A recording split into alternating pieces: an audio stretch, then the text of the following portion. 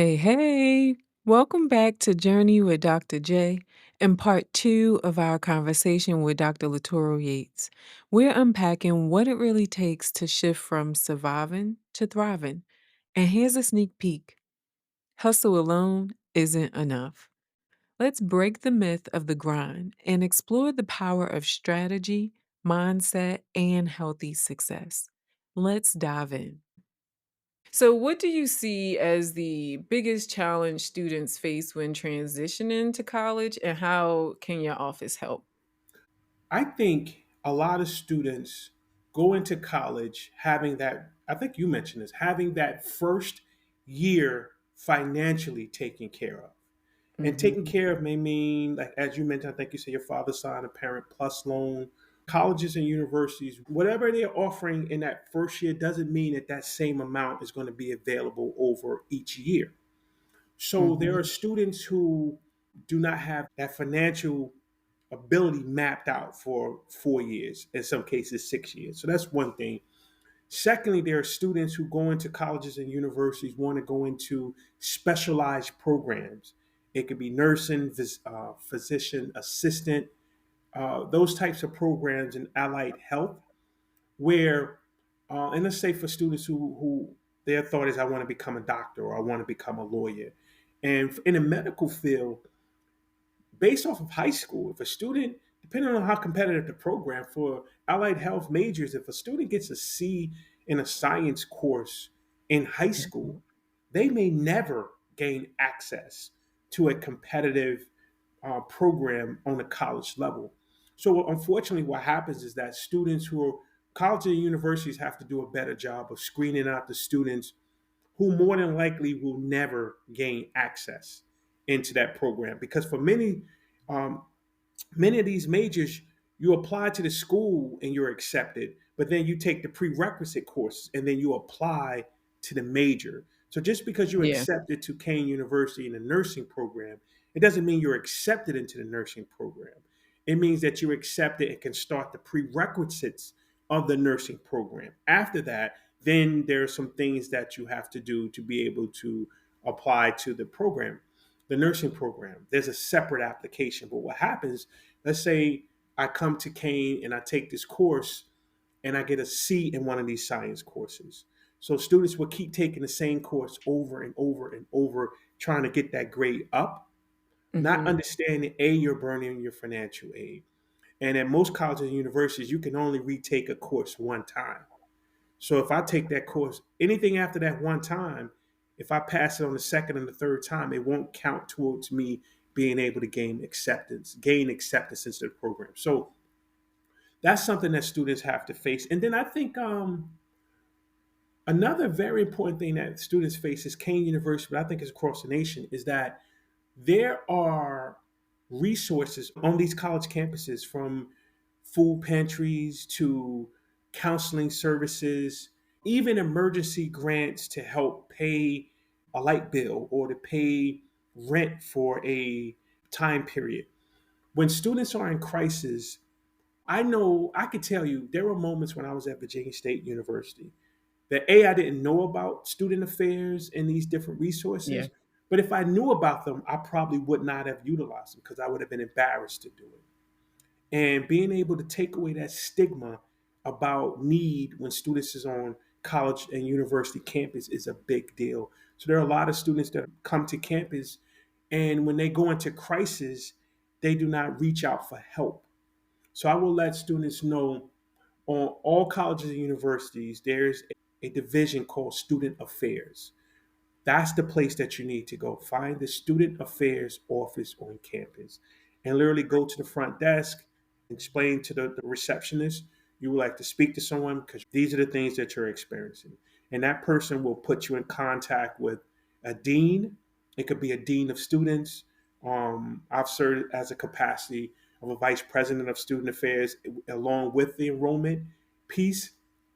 So the dean of students would be that person who would help to move that student towards those different resources, because the need for mental health resources is such a major factor on college and university campuses. And colleges and universities have ramped up to make sure that they have Mhm. those resources to be able to help students. But it's really just helping to knock down that stigma.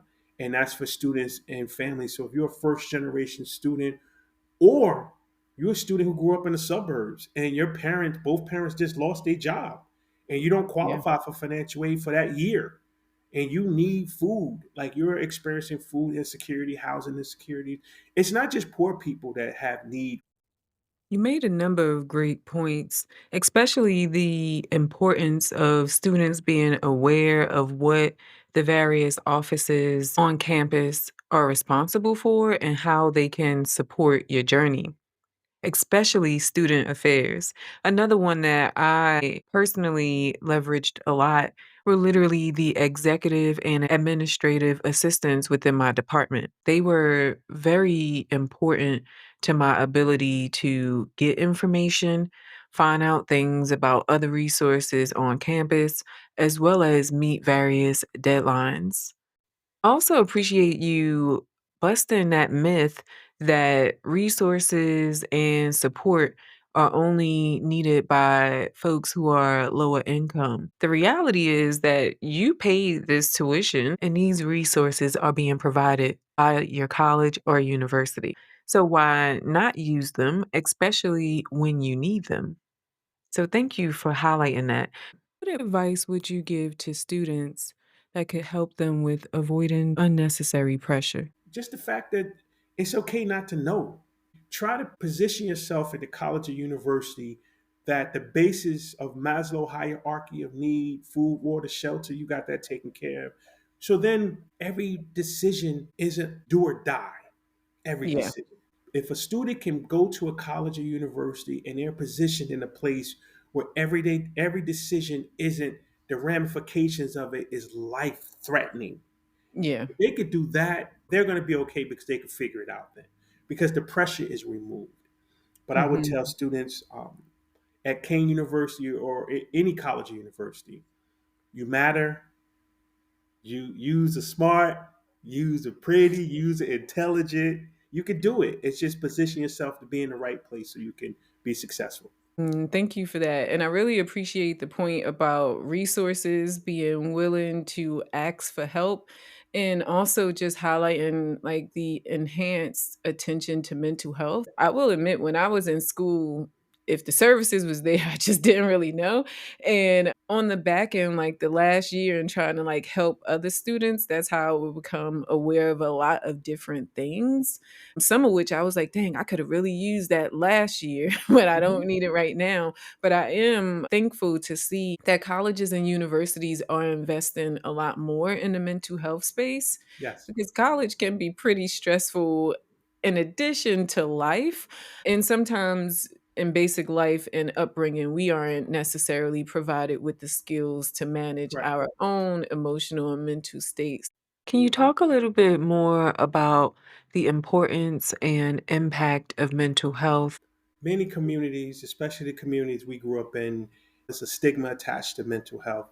Um, Mhm. it, the Black community, we're not a monolith when it comes to anything except for like things that we that we say are not the right thing to do, right? So mental health in our community is something that's frowned upon, which is I started utilizing mental health resources in 2017. Best decision of my life, and what I'm very proud of is the way in my family that I've been able to help students understand the importance of education. Mental health, I believe I've done the same thing because I talk about it all the time. I talk about it with my nephews and nieces. And Yeah. although we have progressed in my family, we still have elements of survival in our family. But the majority of us are not living in survival mode anymore.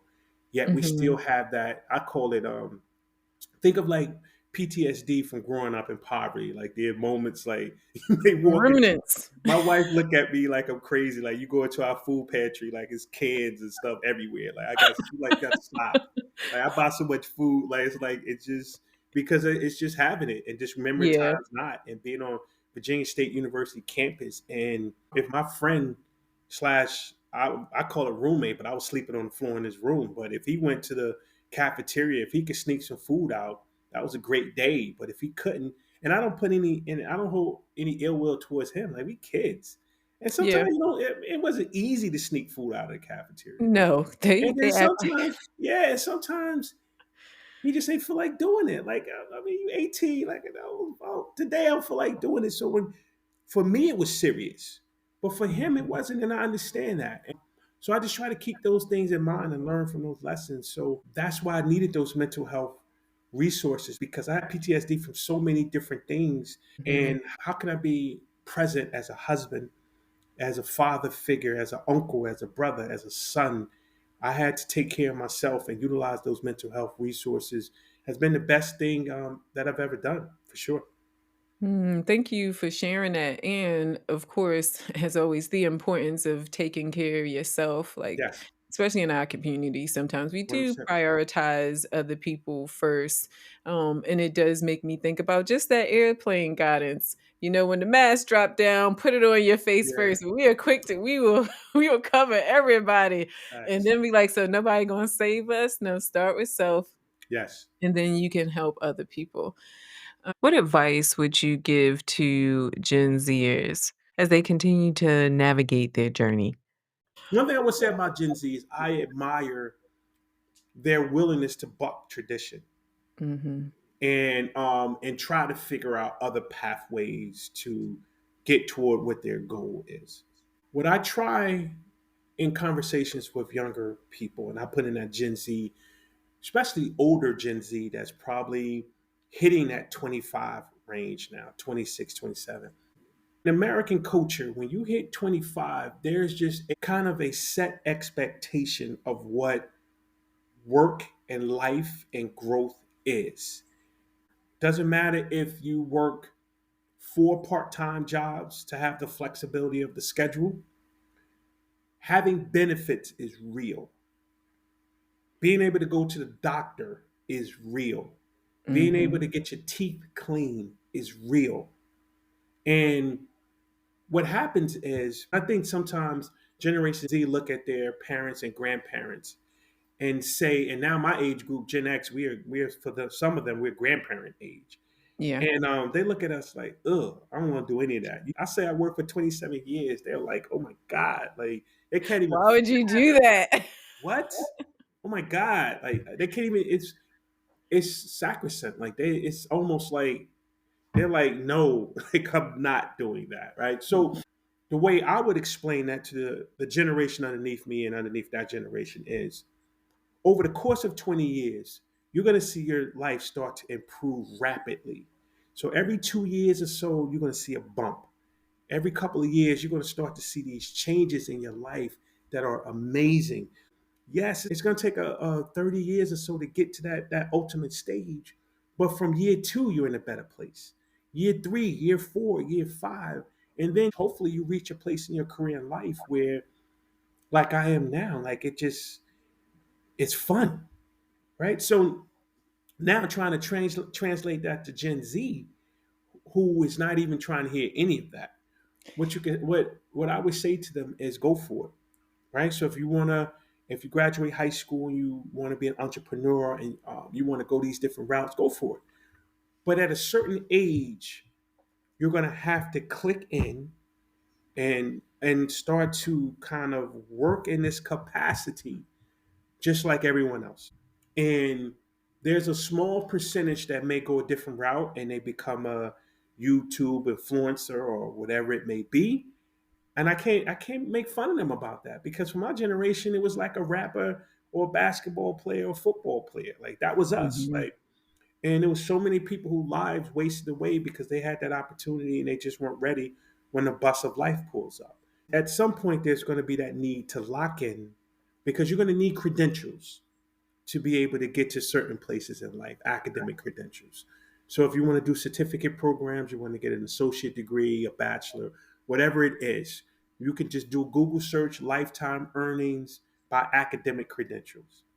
And the difference between some high school and some college over a lifetime, the difference is about $800,000 earned. Mm. Let's say some college, that number lifetime earned is based off about 40 years, is about $1.2 million. Mm. A doctoral degree lifetime earnings is about $2.7 million. Mm. Now, person did some college and make $1 million over their lifetime. Some people will say, "Man, that's pretty good. I'll take that deal." But all you have to do is pull out your calculator and divide 1 million by 40. It comes out to about $19,000 per year. And $19,000 per year Don't is go not long here. something somebody going to be able to live in. And Yeah. with Gen Z, I think more than anything, it's the flexibility for them that they want, they cherish. Mhm. And but again, just do the math. If you're working 4 jobs part time to get to $30,000 a year or $40,000 a year with no benefits, they're going to be like that person is going to be exhausted by the Yeah. time they hit 30. It's not even 30. I mean, by the time if they start that at 19, 20 years old, by the time they hit 25, they are exhausted. Like they sped up that clock. And so I really try to just encourage that younger generation to say, if you want to be a YouTuber, go get it, build it. That's fine. Learn how to manage yourself, learn accounting, learn how to market yourself, communications, graphics. There's so many things that you can benefit from going to school and working to make your proverbial side hustle your first hustle. I love that, the ability to shift one hustle into another spot, and maybe your main job right now might become your side hustle if Right, you invest in that way. And I right. appreciate that point too about like all of the different options as far as going a degree path, getting a certificate, but ultimately recognizing that the degree itself doesn't have to be the endpoint versus you acquiring what you need from the degree and the experience to further yourself as an individual, but also for what you would like to do professionally. What do students and their families need to be mindful of in order to make smarter long term financial decisions? We have to understand that food insecurity and housing insecurity is real. And so it's important for folks to stay aware and for us to make sure that we stay locked in with the younger people in our lives and help sharpen their decisions about how they look at the next couple of years. We need to make sure that these decisions that students are making, especially the ones that are graduating high school over the next 4 years, the decision that you and I made and leaving those funds on the table Yeah. and going out of state, and they can't afford to do that. I appreciate you bringing up the different types of funding that are available that students and families can leverage, especially that piece about the loans and recognizing that if you don't have a plan on the front end to pay it back, consider other options, especially if it's going to cause financial strain on you and your family. And like we talked about before, potentially staying in state versus going out of state, picking up a trade, going directly into the workforce, or taking a gap year. Whatever your goal is, whatever your passion is, there are resources to support you in reaching that goal. Be open to identifying what you need to support yourself in reaching that goal. Make informed decisions, not just for the present moment, but also for the long term. Wow. So that's episode 2 with Dr. LaToro Yates. And I hope you're walking away with some fuel and a few strategy shifts. Remember, hustle doesn't define you. Your strategy, your self worth, and your vision do. Explore free resources or tap into our workshops at jmfacademy.com. Follow us across social media platforms. Book a session at calendly.com/JMF Academy so that we can work together. Part 3 is next. And trust me, it's where we bring it all home. Let's talk alignment, joy, and academic purpose. Until then, stay grounded and keep showing up.